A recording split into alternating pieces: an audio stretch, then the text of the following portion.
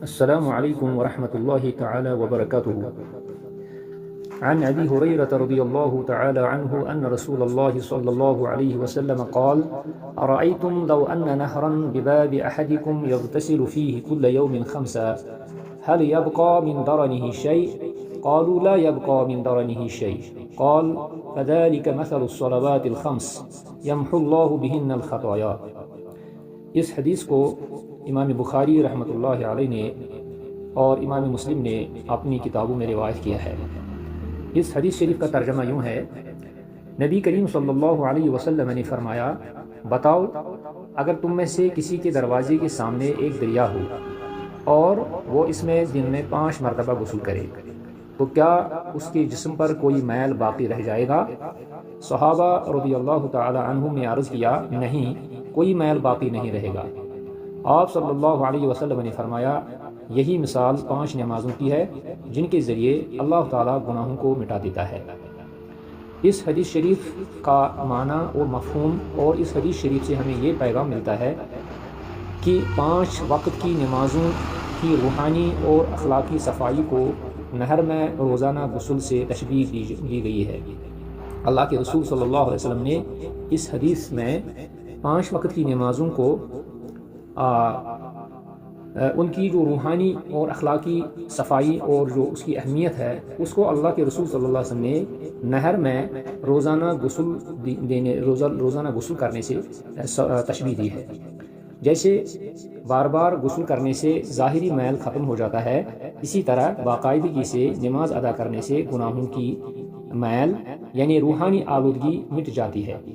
یعنی جو بھی انسان کے اندر روحانی آلودگی، روحانی گندگی ہوتی ہے وہ نمازوں سے جاتی رہتی ہے۔ یعنی اس کا مطلب ہے کہ نماز صرف عبادت نہیں ہے بلکہ تطہیر قلب اور تزکیہ نفس کا ذریعہ بھی ہے۔ ناظرین کرام، اس حدیث شریف سے ہمیں جو سبق ملتا ہے، نمبر 1 کہ نماز گناہوں کا کفارہ ہے۔ 5 وقت کی نمازیں صغیرہ گناہوں کو مٹا دیتی ہیں۔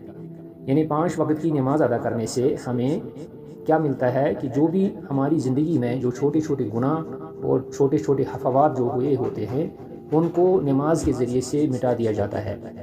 دوسرا فائدہ یہ ہے کہ نماز کی پابندی سے روحانی صفائی ہوتی ہے، روحانی صفائی ہوتی ہے، دل کی پاکیزگی ہوتی ہے اور کردار کی بلندی اسی نماز سے حاصل ہوتی ہے۔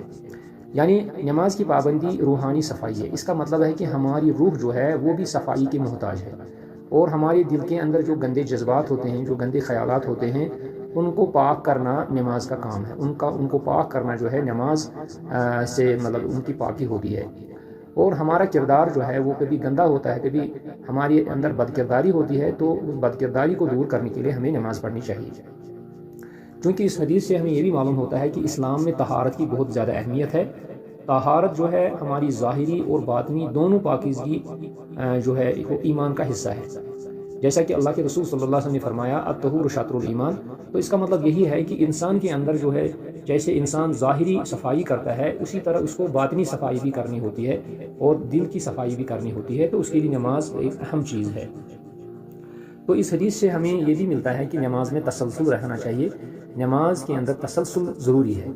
جس طرح سے جسمانی صفائی کے لیے جو ہے وغیرہ پانی، صابن وغیرہ ضروری ہے، اسی طرح سے روحانی صفائی کے لیے نماز ایک مستقل چیز ہے، مستقل صفائی سے ہوتی ہے۔ تو اس حدیث سے ہمیں یہ بھی حاصل ہوتا ہے کہ اللہ کے رسول صلی اللہ علیہ وسلم نے کتنی بہترین تشبیہ دی ہے نماز کو۔ اللہ کے رسول صلی اللہ علیہ وسلم نے نماز کی ادائیگی کو اللہ کے رسول صلی اللہ علیہ وسلم نے غسل کرنے سے تشبیہ دی ہے، اور یہ کتنی فصیح تشبیہ ہے کہ سامعین کے دل میں نماز کی تاثیر بیٹھ جاتی ہے، اور سامعین کے دل میں خود بخود جو ہے معلوم ہوتا ہے کہ نماز کی کتنی اہمیت ہے۔ اللہ کے رسول صلی اللہ علیہ وسلم تشبیہ بہت بہترین انداز سے دیتے تھے تاکہ سامعین کو سمجھ آ جائے۔ تو سامعین کرام، آج کے لیے اتنا ہی۔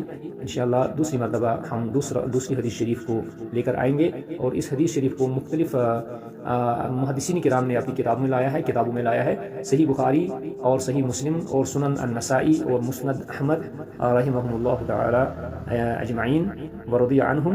تو اس حدیث میں ہمارے لیے بے شمار فوائد ہیں، لیکن آج کے لیے اتنا ہی۔ والسلام علیکم ورحمۃ اللہ وبرکاتہ۔